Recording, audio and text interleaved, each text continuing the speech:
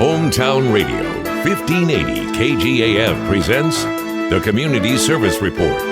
Here is Dee Blanton. Thank you. Hello, everyone, and welcome to our Thursday Community Service Program. Today is the day we devote to things going on at Munster Memorial Hospital, and we're very happy to have Brian Roland, the CEO of MMH, with us. Hi, Brian. How are you? Hey, I'm doing very well this morning, and I'm very excited to be here again. It's good to see you. It's great to have you here, as always, and one of the things we might want to talk about, might want to go back a couple of weeks. I know there was a big election in the Munster Hospital District. Let's address that. You're going to have a couple of new board members coming on board. Yes. Really excited. Had a very good turnout for this year's election.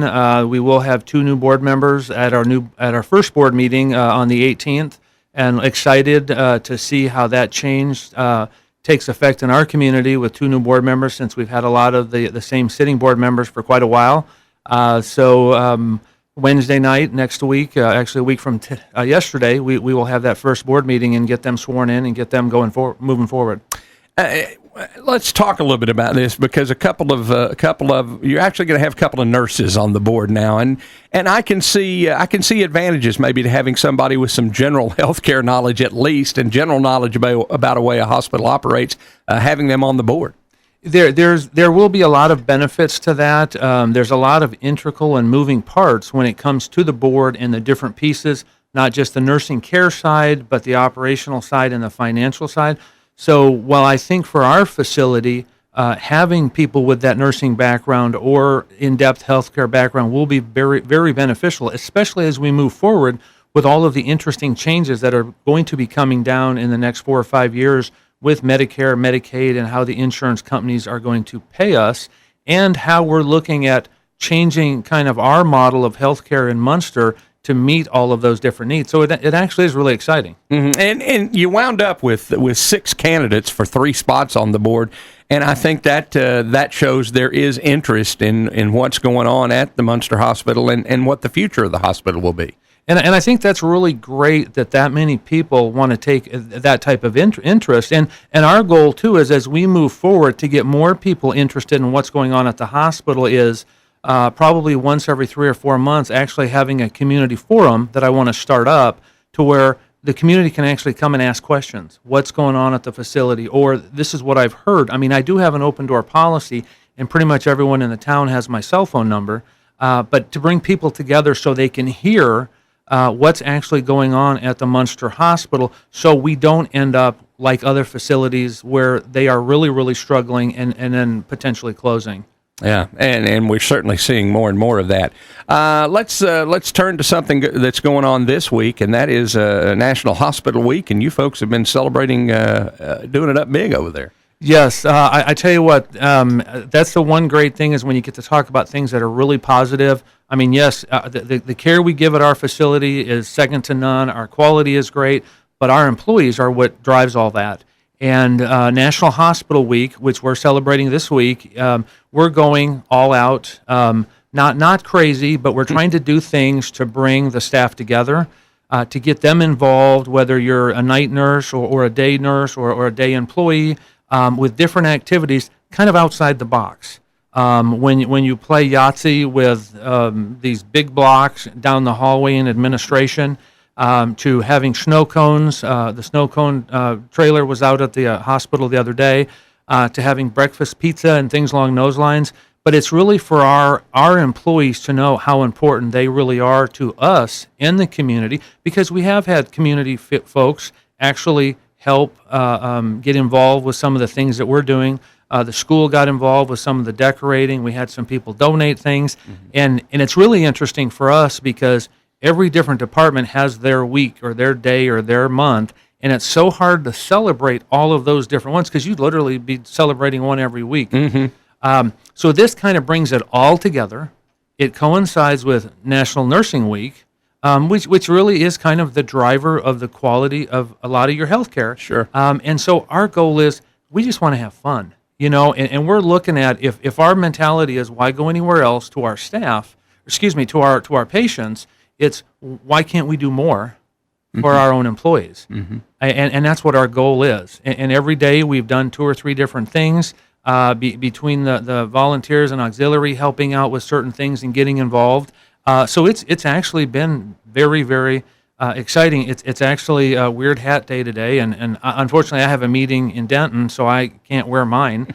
But yesterday was Hawaiian Day, and you look good in your Hawaiian shirt. I saw your photo. You look very good in it. Yes, and that's a once in a lifetime picture. So you'll want to save that. So yeah, something a little different every day, and we've kind of ramped it up from years past, because it really is. This is about the employees. This is about the staff. This is their week for them to see how much they mean to us, to our facility, to me as the CEO, and to our community. Mm-hmm. And not only are they celebrating themselves, so to speak, this week, but they kind of did a lot of the organizing of the celebration of themselves too, didn't they? We did, and our goal is to expand that next year to get more of the staff involved in the different pieces. And that's the interesting thing right now. If you go into any hospital in the United States this week, you should see odd things going on because of Hospital Week. So it's not just happening in Munster. It should be happening in Denton. It should be happening in Dallas, because everybody, this is the national week that we all come together. And it started back in 53 for the week, back in 1921 for a hospital day, and it expanded. So every hospital you're going to walk into, and people are going to be wearing funny shirts, or there's going to be funny signs up, or there are going to be odd things in the hallway that you're wondering, what do they really do here? Yeah. And we're no different. Yeah. Well, I once walked into a hospital and found the CEO practicing his putting in the hall. I'll say that. And it wasn't Hospital Week. So I'm glad at least we're confining it to 1 week of celebration. Right. Let's talk about some other things, because I know in general there are a lot of busy things going on that either within the hospital or that concern the hospital. Well, a lot of things we're dealing with right now, because I'm involved with the Texas Organization of Rural and Community Hospitals and with the Texas Hospital Association. In January, even though it's a ways away, legislative folks are going to be coming back together, and that's going to be cooking back up. And there's already 10 hot bills that are out there that affect rural health care.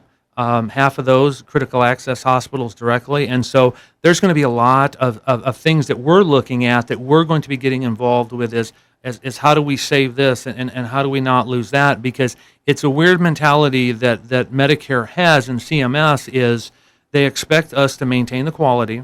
And actually over the next 3 years, we're probably going to quadruple the amount of data that we have to give them on quality, yet they keep turning around and cutting what they're paying us. So this is truly a scenario where how do you work smarter, not technically harder, and also look at how do we get that data that they really need? Because we are a smaller facility, and we've never had to report that kind of information. And it's going to become vital. And really what we're pushing for now is even if we don't have to report it today, let's start reporting it. That way, when they push the button and say it has to happen, there are so many things going on right now with how Medicare wants to pay us on whether it's readmissions and the penalties involved with that, outpatient therapy and the supervision of that, penalties for doctors not on electronic health records. So they're always trying to figure out how to take money away from us.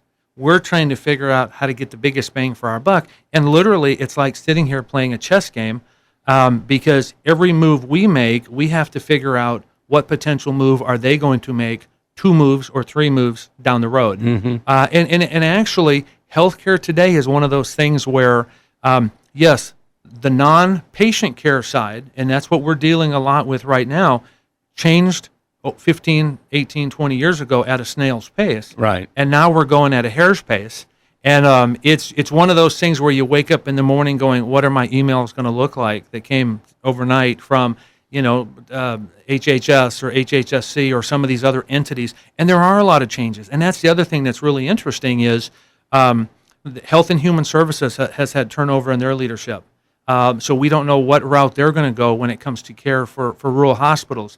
The presidency, the elections coming up with that, new president, Affordable Care Act. It's just one of those things where you sit back and go, well, let's see, this could happen or this could happen or this could happen. So really, you have one of 18 options, and which road do you go down? Yeah, Hey, it's a slippery slope all the way around when it comes to healthcare, and you're right. It seems like they're always trying to find a place to take cash away from you, and at the same time trying to tell you how to do your job. Something doesn't seem right, but then again, it's not just healthcare that we deal with that in. Right, Brian, we're out of time. Wish we had more time, but we'll meet again and cuss and discuss some other things that are going on around MMH. All right? Definitely. I look forward to coming back. Thank you so much. Thank you very much, Brian Roland, the CEO of Munster Memorial Hospital. That'll wrap it up for our Thursday program here on Hometown Radio, 1580 KGAF.